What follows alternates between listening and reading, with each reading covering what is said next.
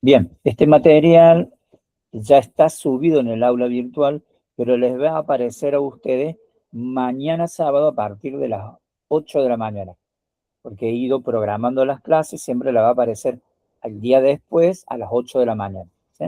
Así que mañana, yo esta noche voy a tratar de subir el video, si no mañana, pero este PowerPoint y el material de estudio ya está subido, pero de modo oculto. ¿Sí? Bien, hoy lo que vamos a aprender es, a lo mejor no llegamos a ver todo, pero vamos a ver una gran parte, desde 1500 hasta el 2026 en la historia de Suiza. ¿Sí? Habíamos visto la clase pasada todo lo que era la prehistoria, la presencia de Roma y la Edad Media, hasta la conformación de la Confederación Helvética. ¿Sí? Hoy vamos a tratar de ver esto: la Reforma Protestante, el antiguo régimen en crisis, el nacimiento del Estado moderno, la industrialización y democracia directa, las dos guerras mundiales, el milagro económico y posguerra, crisis, cambio, integración europea y el siglo XIX y los retos actuales de Suiza.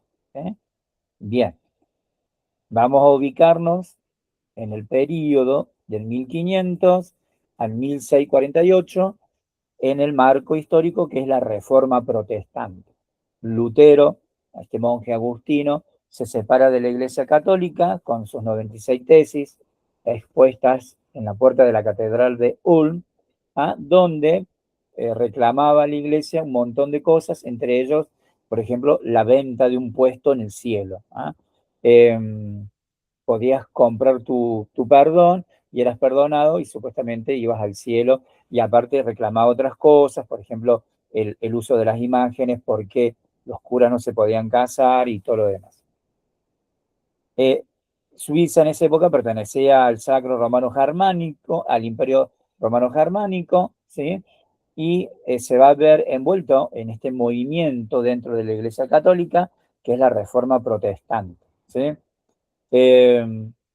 Hace poco eh, se dice que Lutero no quiso separar a la iglesia en dos, protestantes, y dentro del protestantismo vamos a ver que están los anglicanos, los que siguen a Zwinglio, y a Calvino, los calvinistas, sino que quería reformular el concepto de cómo ver la iglesia y que sea un poco más bíblica y no tanto tradicional. ¿Sí? Bien, en Suiza estas ideas de reformismo religioso van a aprender mucho, y tenemos tres exponentes como Zwinglio, Ulrico Zwinglio, Juan Calvino, de donde nació el calvinismo, y Heinrich Bullinger, que fue el sucesor de Zwinglio en la reforma de Zúrich. ¿Sí? Ambas reformas, tanto los de los zwinglianos, por así llamarlo, como los calvinistas, buscaron reformar la Iglesia Católica tradicional. ¿Sí? Bien, ambas tienen en común esto de la Biblia como el centro central, el punto central del culto. ¿Sí?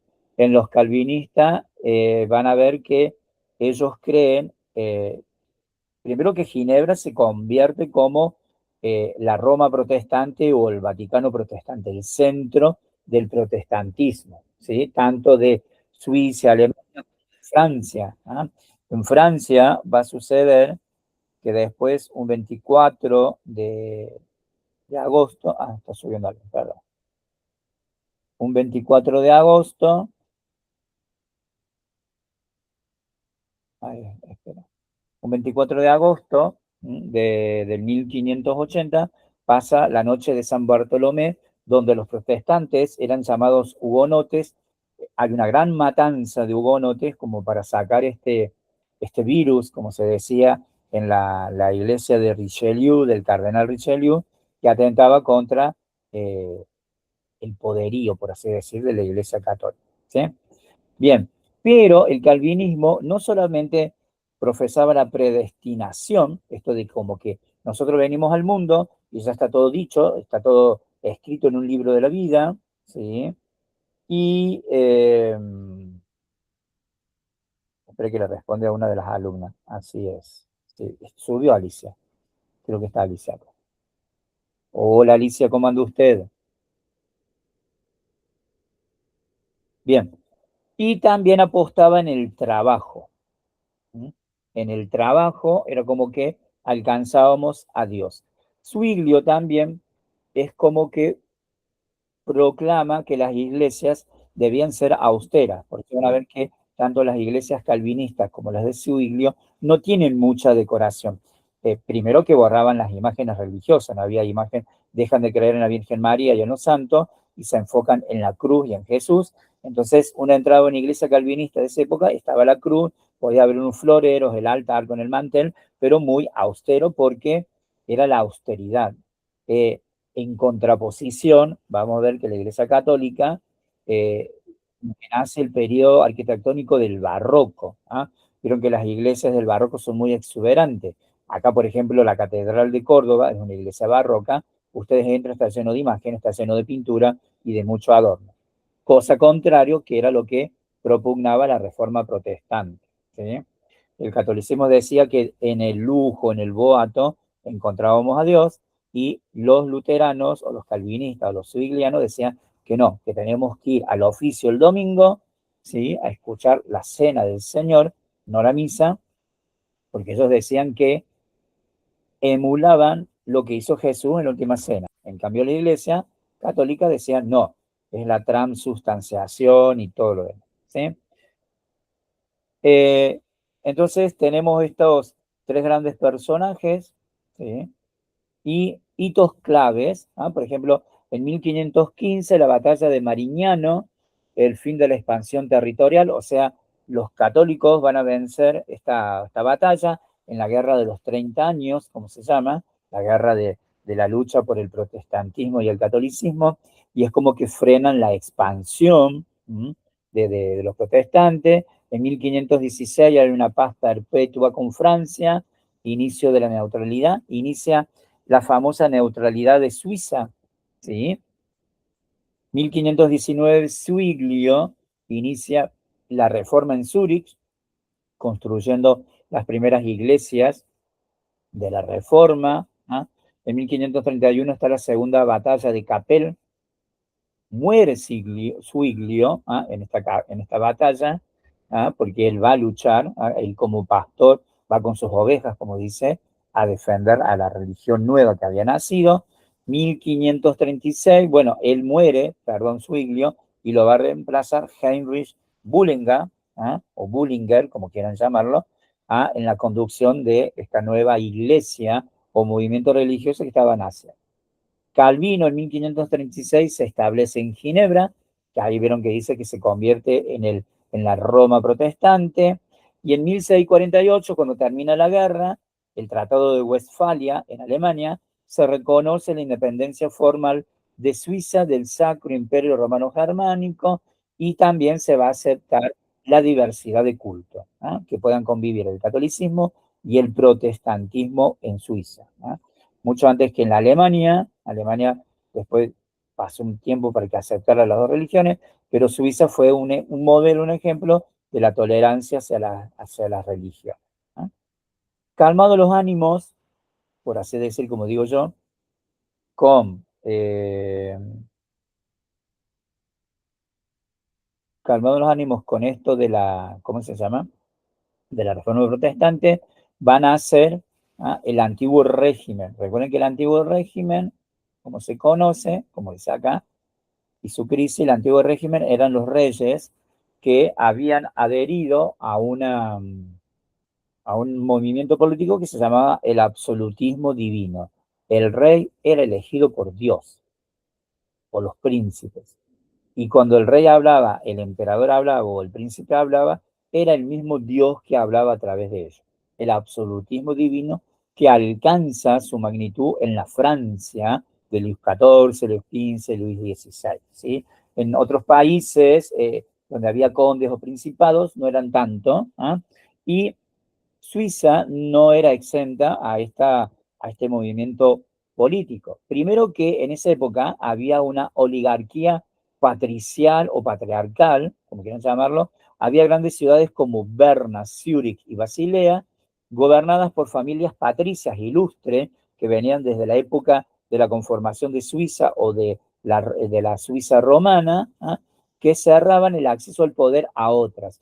Recuerden que en esta época, 1500, 1600, aparece la burguesía, ¿ah? Los nuevos comerciantes, esta clase media que comienza lentamente a ir ocupando lugares en Suiza, en Italia, en Francia y en Alemania, ¿ah? Los territorios sujetos carecen de representación. ¿Qué pasaba? Había familias nobles, ¿ah? Supongamos que yo era de Berna, Alicia de Zurich y Ignacio era de Basilea, por ejemplo. Entonces, no permitía que hubiera estas asambleas, ¿ah? Que se recuerdan que habíamos visto que en la Edad Media, cuando había que votar un tema en Suiza, algún problema, se reunían los vecinos de un pueblo en la plaza principal, eran las asambleas populares, y bajo estas familias nobles, como que se prohibía el acceso a este derecho que era antiguo por Suiza, ¿ah? Era conocida en esa época Suiza por este acto político, entonces ellos lo comienzan a suprimir. Y aparece lo que se llama el despotismo, ¿ah? Que luego se va a llamar despotismo ilustrado, que lo que yo pienso como príncipe o como rey es palabra santa, nadie la puede discutir porque Dios me lo dijo a mí, ¿ah? Bien, también vamos a ver que allá en 1653 hay una guerra de campesinos, dice la mayor revuelta social premoderna de Suiza. Campesinos de Berna, Lucerna y otras regiones se levantan contra los impuestos y deudas. Son aplastados, pero revelan las contradicciones de un sistema. Suiza se la consideraba un sistema federal donde todos supuestamente participaban con voz y voto. Pero estos señores seguían siendo casi feudales o absolutos, imponían impuestos y las deudas, ellos, yo por ejemplo tenía una deuda con el señor, con la familia noble de Lucerna y yo pagaba todos los meses una X cantidad y cuando ellos tenían gana, ¿sí? Me decían que yo ya había terminado, ¿no? O ya había abonado mi deuda, pero si no podían pasar años que yo seguía pagando, pagando, pagando. Entonces los campesinos, porque todos los días subían cosas y había más impuestos, se rebelan, pero fue como el primer grito de organización y de libertad para los suizos, ¿sí? Bien, dentro de ese ambiente va a aparecer Jean-Jacques Rousseau, ¿sí? Uno de los grandes filósofos de la Ilustración. Mucha gente piensa que era francés, pero es suizo, ¿ah? De origen de Ginebra, autor del Contrato Social. Sus ideas de soberanía popular e igualdad inspirarán a la Revolución Francesa y a los movimientos democráticos modernos.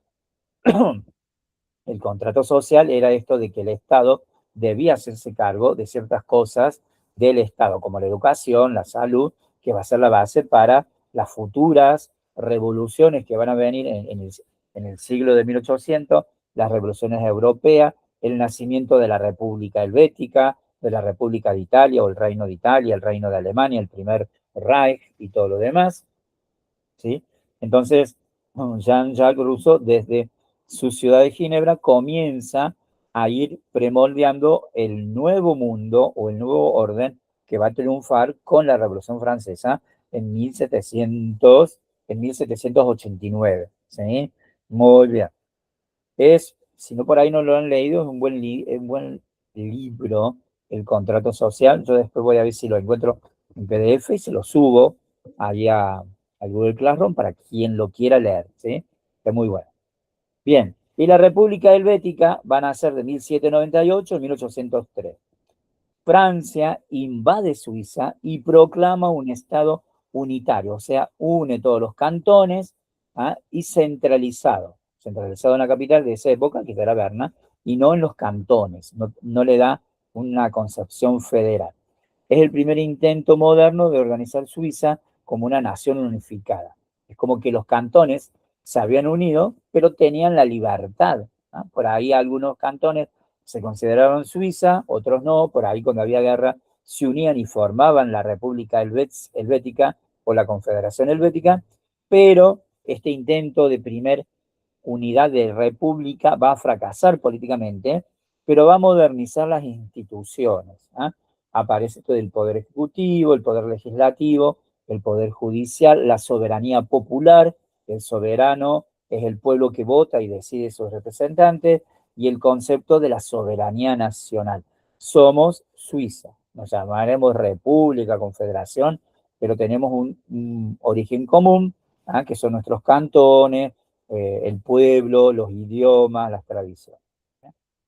Bien, el otro capítulo habla de esto del nacimiento del Estado moderno. Dice, la guerra del Sonderbund, noviembre de 1847, solo de 26 días, 150 muertos tuvo, el general Dufour ordenó trato humano a los prisioneros. ¿Qué pasó? Esta guerra, perdón, del Sonderbund,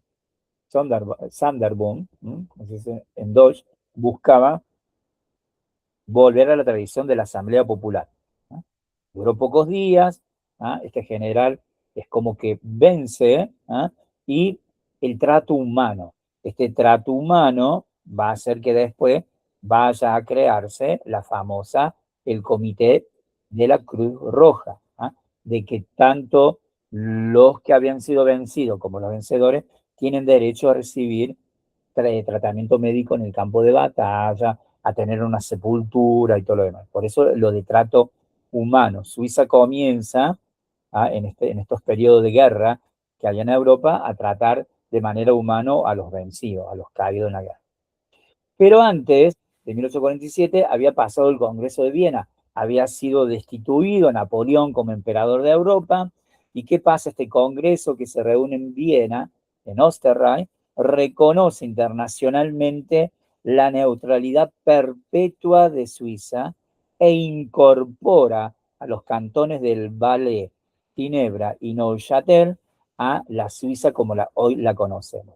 Esta parte de la Suiza francesa es sacada del imperio francés napoleónico y se la da a Suiza por los lazos más comunes que tenía que ser con Suiza que con la Francia del ex Napoleón. ¿Sí?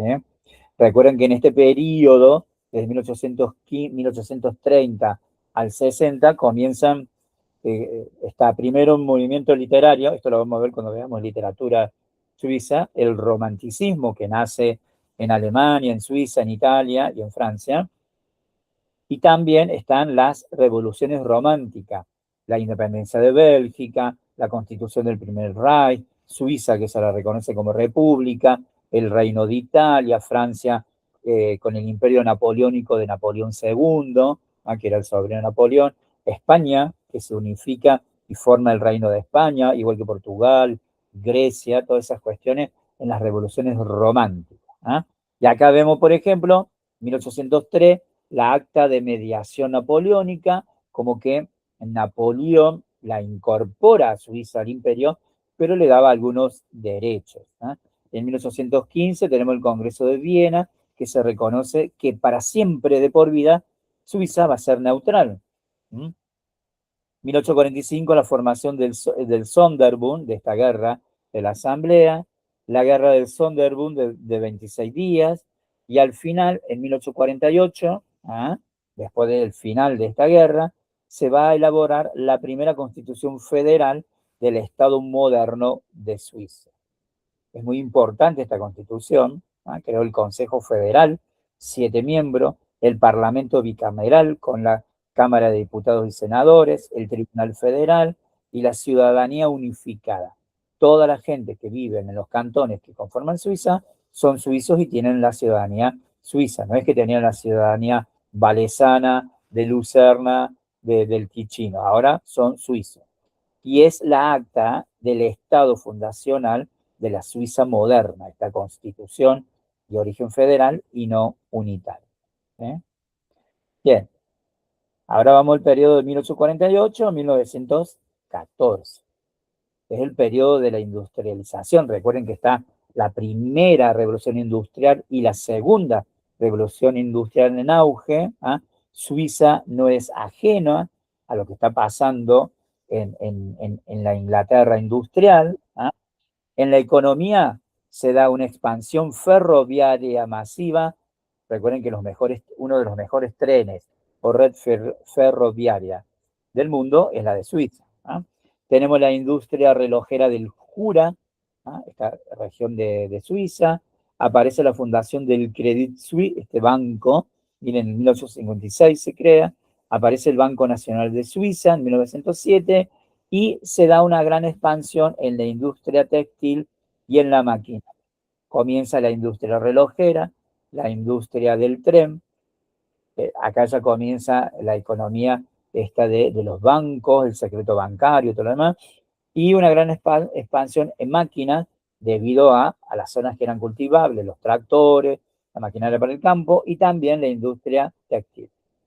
¿Qué pasa a nivel de política? Está la democracia directa. En 1874 hay un referéndum legislativo facultativo que va a pedir que vote la gente si quiere una democracia directa o indirecta. Directa es cuando se elige directamente a los representantes y otra es cuando se eligen a personas que en mi nombre, como hace Estados Unidos, van a elegir a quienes consideren oportuno para ser senadores o diputados. También, bueno, aparece en 1891 la Iniciativa Popular Federal, que todos tienen derecho a votar. Cuando hablo en esa época, chicos, ¿quiénes son todos? Son los varones. Después, más adelante, vamos a ver que las mujeres se van a sumar con el derecho de voto. Los ciudadanos proponen y vetan leyes.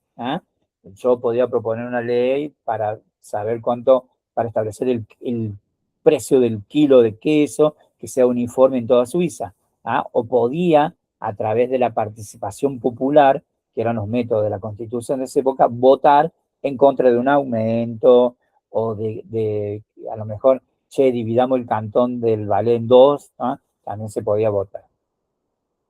También se establecía que por año debía haber 4 votaciones, ya sea para el Consejo Federal, para los diputados del Valais o los senadores del Ticino, lo que sea. Y fue un modelo único para esa época en el mundo. Recuerden que en esa época estaban naciendo naciones como Alemania, como la conocemos hoy, Italia, Grecia, Polonia, la República Checa, Eslovaquia, los países bálticos. Entonces, hablar de una democracia directa con tantos derechos era algo así como de un empoderamiento para Suiza y eran como así visionarios, perdón, de lo que se va a ver.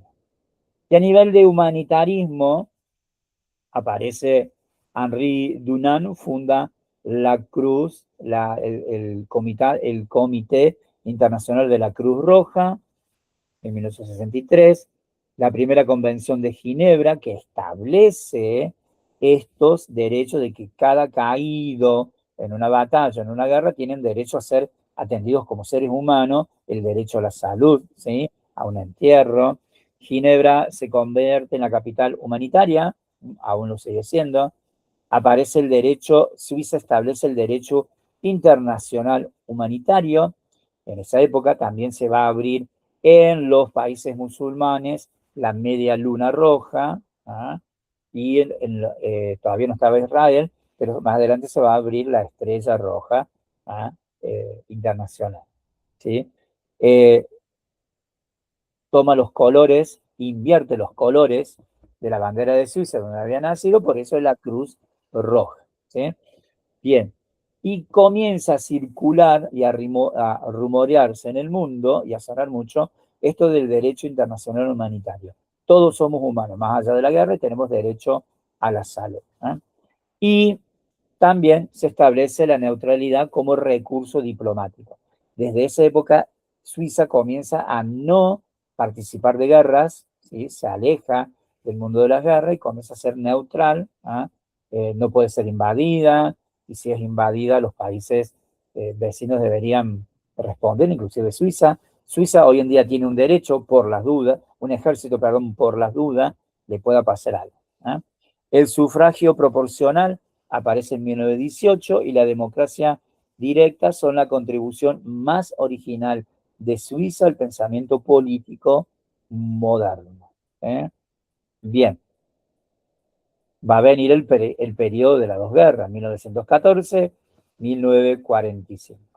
En la Primera Guerra Mundial, Suiza mantiene neutralidad rodeado de beligerantes, Francia, Alemania, Italia y el Imperio Austrohúngaro, que seguía existiendo en esa época.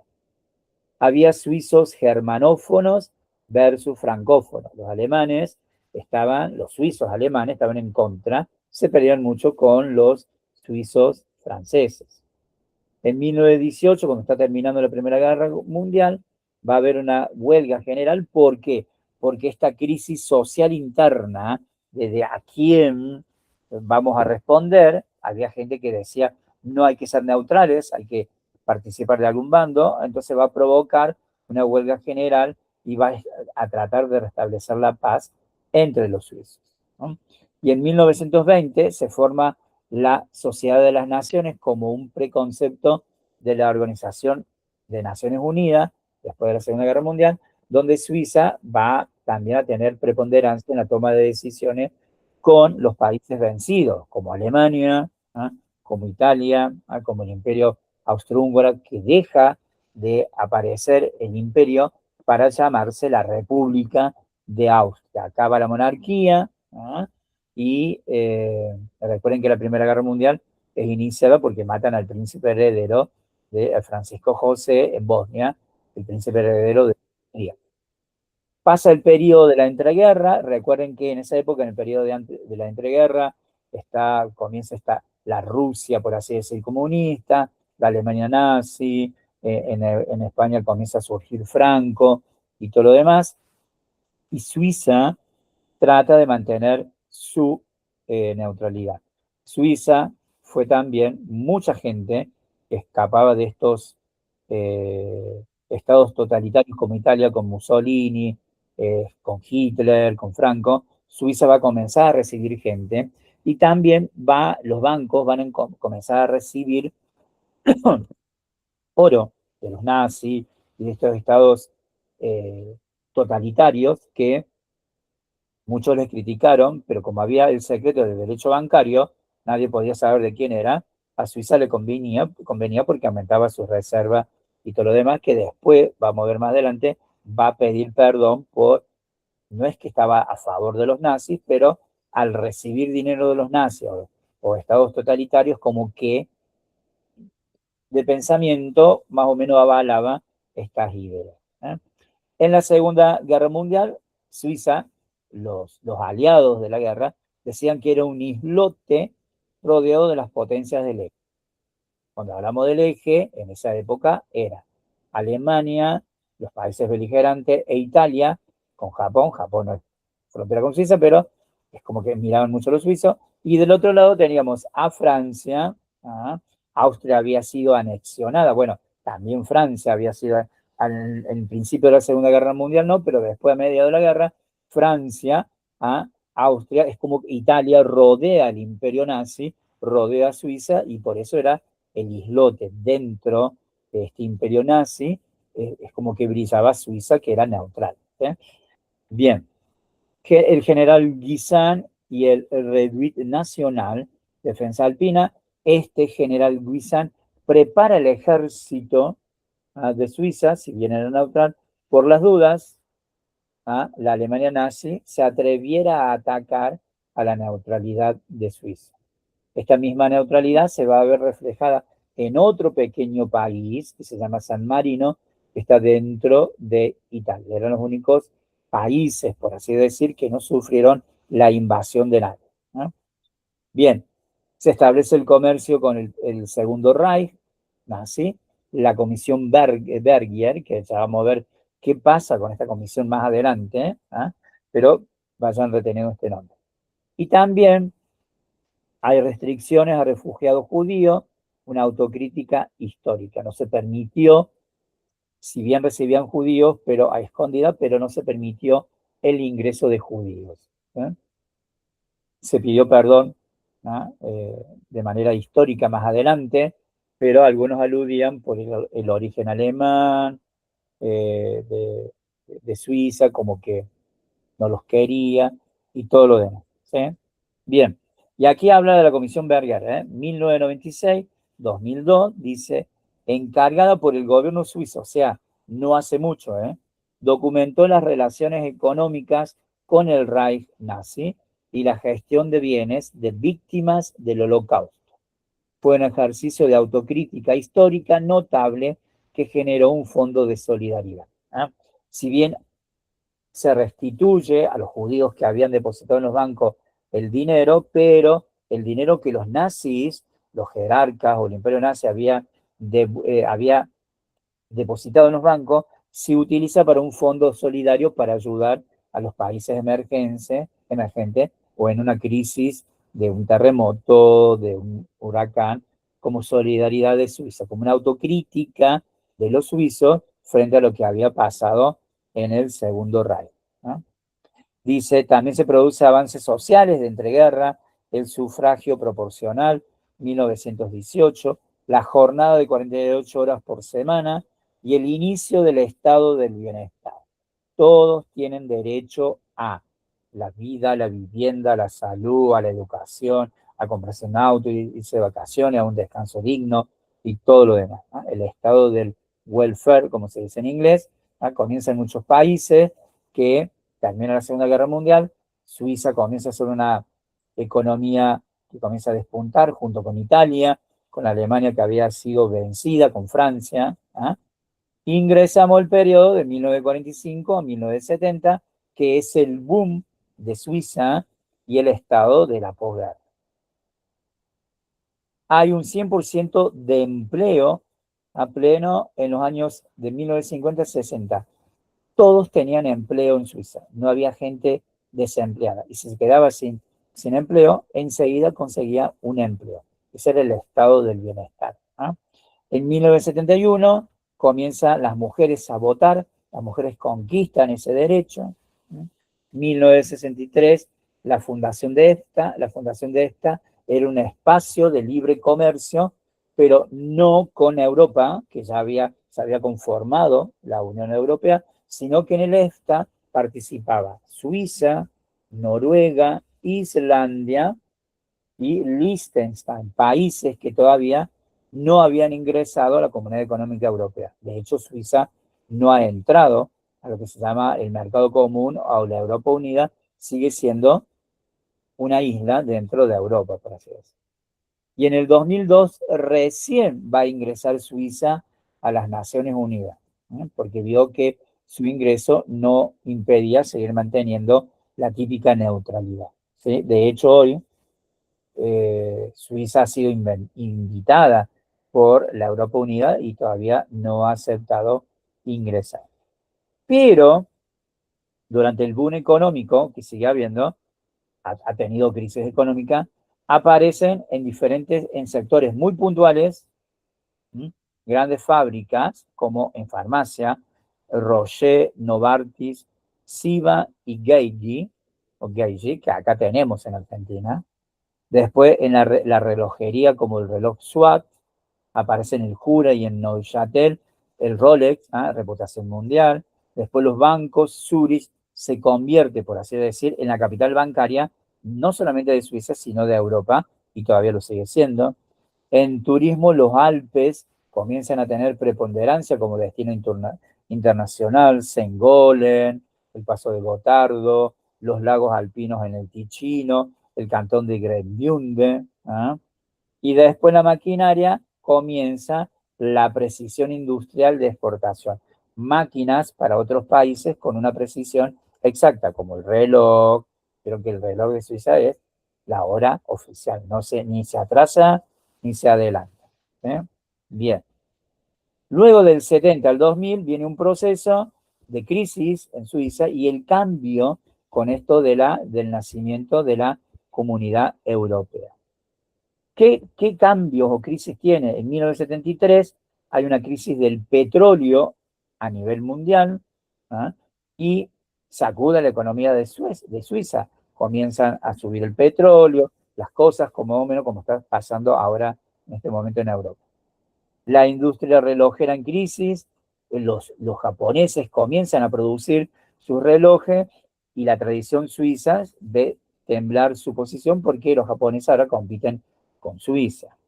Vea, aparece en Swatch en 1983, reconversión tecnológica exitosa, se convierte en los grandes relojes que son ahora. Hay un movimiento juvenil en Zurich, la Zurich Verbungen, ¿eh? Esta juventud de Zurich, que comienza a luchar por los derechos de los estudiantes, de los jóvenes. ¿Ah? Está el accidente de Sandoz, que esta es una planta de, no me acuerdo bien de qué era, pero una planta industrial que entra en accidente y aparece el inicio de la conciencia ecológica de Suiza. ¿Ah? Y también aparece esto del voto femenino cantonal progresivo hasta 1990, que primero comenzaron algunos cantones, hasta que los cantones fueron adhiriendo a este deseo popular de las mujeres, que en su totalidad se dio en 1990. Y a nivel de Europa, en el 86 hay un rechazo de la ONU, un referéndum a esta cuestión de Europa y Suiza. En 1982 hay una solicitud de adhesión a la Comunidad Económica y se rechaza al espacio económico europeo. El pueblo rechaza, el 53,3% de los suizos dicen no, no queremos pertenecer a Europa, porque siempre que un Estado asume o se añade a la Comunidad Económica Europea, es como que pierde algo de la soberanía. Y como a Suiza le costó muchas guerras, mucho proceso, esto de la soberanía popular y los derechos y la libertad, es como que dicen no, preferimos ser neutrales y después más adelante veremos si cedemos parte de nuestra soberanía para Europa. Vieron que los países de Europa circulan libremente, el kilo de pan sale 50 centavos de euro en Italia, en Alemania, en Francia, y era como que Suiza veía como que se metía este ente económico, ente político, mucho en cosas internas de Suiza y decide no. Pues se produce también una nueva división entre la Suiza francesa y la Suiza alemana por cuestiones de temas económicos. La alemana es la rica en economía, la francesa sigue y la Suiza italiana, el Ticino, vive del turismo prácticamente. Hay una especie de vía bilateral, como que comienzan a hablar las dos comunidades, la alemana y la francesa, para salvar estas diferencias, porque están dentro de un solo país. En 1999 hay un acuerdo bilateral con la Unión Europea, 7 acuerdos sectoriales de economía, de educación, de tecnología. No es el ingreso pleno, porque no hay ingreso pleno de Suiza todavía. Y en el 2002 la ONU ingresa con el 54,% de los suizos que votan, ingresa a las Naciones Unidas. Ve la vía bilateral, acá dice, los acuerdos bilaterales permiten a Suiza acceder al mercado único europeo en áreas claves, libre circulación, transporte, investigación, sin ser miembro de la Unión Europea ni del Espacio Europeo Económico. Este modelo exige constantes negociaciones y revisiones. Un italiano hoy puede entrar a Suiza tranquilamente como un español, un alemán, un francés, un austríaco o un checo. Cualquier ciudadano de la Comunidad Europea puede ingresar y circular libremente, ¿no?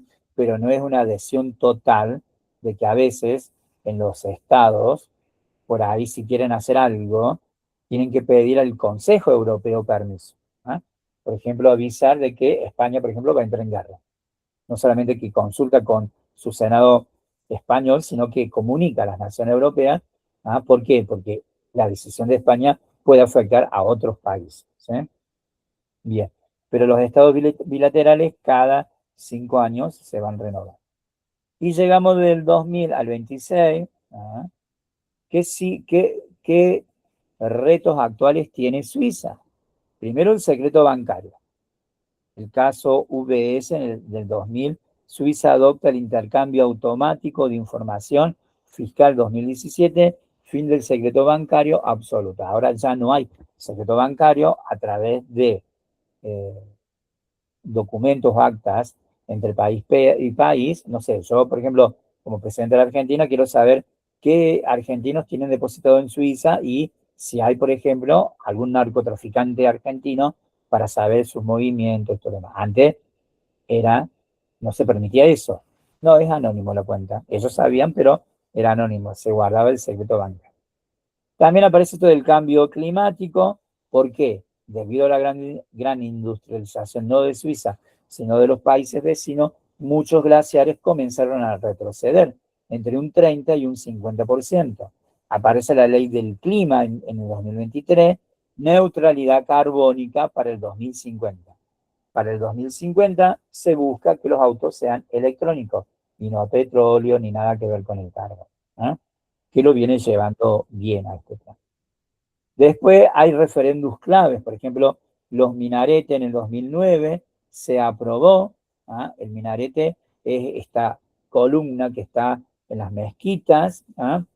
Porque se veía, recuerden que Suiza, Alemania son países con mucha inmigración, de los musulmanes, entonces los musulmanes comienzan a pedir más, que sus mezquitas, perdón, puedan tener el minarete para el llamado de la oración, y bueno, Suiza acepta esto a cambio de no tanta difusión del Islam, ¿sí? Bueno, inmigración masiva también se aprueba de que pueden ingresar no solamente los musulmanes, sino cualquier ciudadano, ¿ah? Que también puede postularse por la ciudadanía, que tiene que seguir algunos requisitos, saber los idiomas, saber historia, geografía, un poco más. Después tuvo el referéndum del COVID, ¿eh? Que fue aprobado, gracias a Dios, si usábamos máscara o no, porque cada ciudadano tenía derecho, y después se dice, no, hay que usar máscara para prevenir la expansión de este virus, ¿eh? Después, bueno, también está últimamente, que afecta mucho el tema de la guerra de Ucrania, ¿eh? En el 2022, Suiza adopta sanciones contra Rusia, inédito, ¿no? Porque Suiza nunca se había declarado en contra de ningún país, pero debe ser que le afecta mucho lo que pasa, o el gas que mandaba a Ucrania, a Suiza, entonces proclama sanciones contra Rusia. Está la conferencia de paz en Bugenstock, 2024, una conferencia de paz entre Rusia y Ucrania que no se llegó a nada, fue fallida, pero se reunieron en Suiza. Los bilaterales 3, por ejemplo, nuevos acuerdos con la Unión Europea en el 2024, acuerdos para la libre circulación, energía, el Horizon Europe, ¿ah? Es un programa de la Comunidad Europea, esto de la futura ciudadanía para que tenga, por ejemplo, ahí dice lo que tengo pendiente, de que Suiza ingrese a la Comunidad Europea y goce de la ciudadanía europea como, o el pasaporte europeo como tienen algunos europeos. Y lo último es la pandemia COVID, dice el sistema federal aprueba, eh, hay una gestión cantonal certificada, aprobación de la ciudadanía, en referéndum, la ciudadanía va a votar y cada cantón llama a un referéndum para votar, la mayoría gana, ¿sí? De los cantones, para que se use el barbijo y se proteja el cantón con el Consejo Federal, se hagan cargo eh, de la atención en el COVID, ¿sí? Bien, y acá habla esto de la democracia, por ejemplo, el referéndum obligatorio. Para toda reforma constitucional se requiere doble mayoría del pueblo y de los cantones, ¿eh? Referéndum facultativo para leyes ordinarias se activa con 50.000 firmas en 100 días. Pasados los 100 días, hay 30.000 firmas, el referéndum no tiene validez. Tiene más de 50.000 firmas, tiene validez lo que están pidiendo, ¿eh? Puede anular lo decidido en el Parlamento. La iniciativa popular, con 100.000 firmas en 18 meses, cualquier ciudadano puede proponer una reforma constitucional. Y el referéndum cantonal dice, 8 cantones pueden solicitar referéndum sobre leyes federales protegiendo los intereses locales. Suiza realiza entre 3 y 4 votaciones perdón, populares por año. Desde 1848 se han celebrado más de 600 referéndums federales. Es el sistema de democracia directa más activo del mundo. Y acá tenemos 3 claves para interpretar Suiza. Primero, el federalismo, con sus cantones, sus municipios, la subsidiariedad, decisiones a nivel más cercano al ciudadano, competencia entre cantones, motor de la innovación política, diferencias fiscales, educativas y legislativas en cuanto cuál es el idioma oficial del cantón, cuáles se enseñan o no, el multilingüismo, alemán primero, francés, italiano y romance, la Rostigraben, la diferencia cultural y de voto entre regiones de habla alemana, la diversidad como principio de la identidad nacional, no hay un idioma que sobresalga más, no un melting pot, sino una convivencia de diferencia, un melting pot es un crisol de razas, sino que hay que convivir con las diferencias. Los suizos alemanes tienen tradiciones que por ahí son muy diferentes a los suizos franceses, a las de los romanches y a los de los italianos. Y 4 idiomas nacionales, un caso único en el mundo. Y la neutralidad, reconocida en 1815, vigente hasta hoy, neutralidad armada, disuasión sin alianza, los suizos tratan de disuadir a sus enemigos sin alianza con otros países, sede de organizaciones internacionales, muchas de la ONU, tensión entre neutralidad y compromiso. En Ucrania fue como que la primera vez se vio trastabillar esta neutralidad, porque se pusieron a favor de Ucrania, un principio histórico permanente y reinterpretación. Acá hay una cronología, una línea de tiempo, chicos, que ustedes pueden ir leyendo, un resumen total de este periodo histórico. Y en Suiza hay un refrán que dice: la diversidad es nuestra fuerza, la neutralidad nuestro escudo, la democracia directa nuestra identidad. ¿Ah? Bien. ¿Qué le iba a decir? Esperen que lo vea. Bueno, recuerden, chicos, como dije, recuerden que para aquellos que se han sumado, mañana a las 8 de la mañana, este apunte con el apunte de estudio les va a aparecer en el Google Classroom. Yo voy a esperar que se edite la clase para subirla al Google Classroom, pero mañana a las 8 van a tener todo ese material. ¿Sí? Bien.